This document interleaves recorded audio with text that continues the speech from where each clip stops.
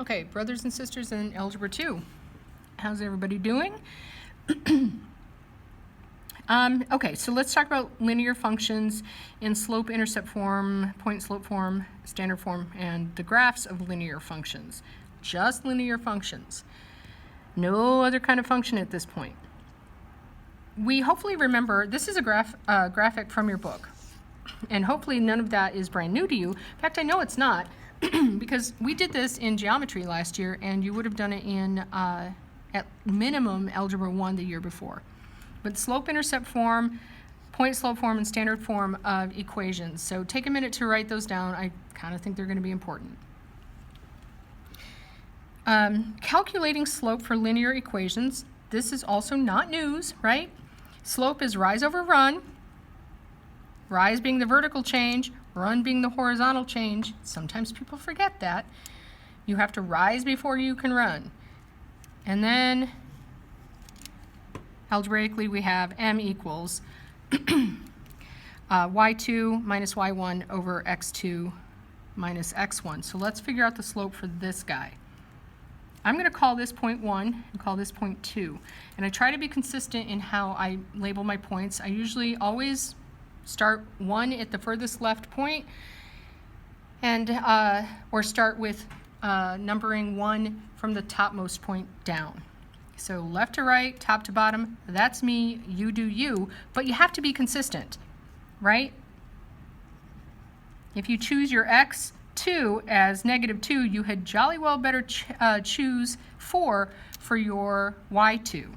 So m equals y2, that would be 4, minus y1 is 7 over x2, which is -2, minus a -3. Don't lose your negative signs. We get -3 up top, we get 1 on the bottom, right? Because 2 negatives makes a positive, we get a +3, minus 2 is 1, our slope is -3. And that's going to be something like this, right? It's going to go down as we go left to right. We can see that in this graphic, which is also from your book. Positive slope is going to be going up. As we go left to right across the graph, the y values get higher. As we go left to right across the graph, for a negative slope, the y values get lower. This is zero slope, and this is undefined slope, which hopefully, again, we remember from both geometry and Algebra 1. All right, let's graph something, shall we? Let's graph something from slope-intercept form. Let's say y equals our old friend 3x minus 2. The y-intercept we know is -2, right? And say, I'm going to call that -2. Call that y, call that x. And my slope is 3. Well, slope is rise over run. So if slope equals 3, then my rise must be 3 and my run must be 1. So I'm going to go 1, 2, 3 over 1. 1, 2, 3 over 1.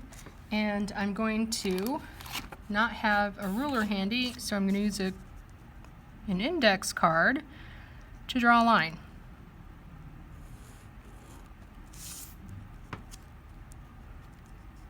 And then I'm going to remind myself that this is in fact a graph of y equals 3x minus 2. Let's say we have something in, I'm going to skip point slope for now, we'll do that in class. Let's say we have something in standard form.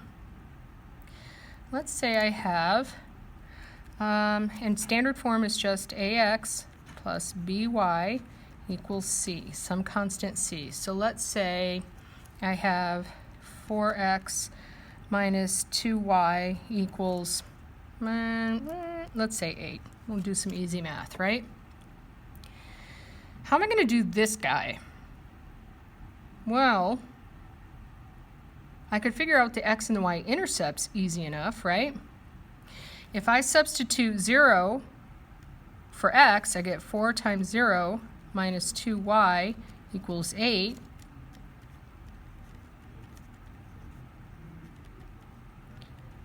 So I have a point x 0, y negative 4.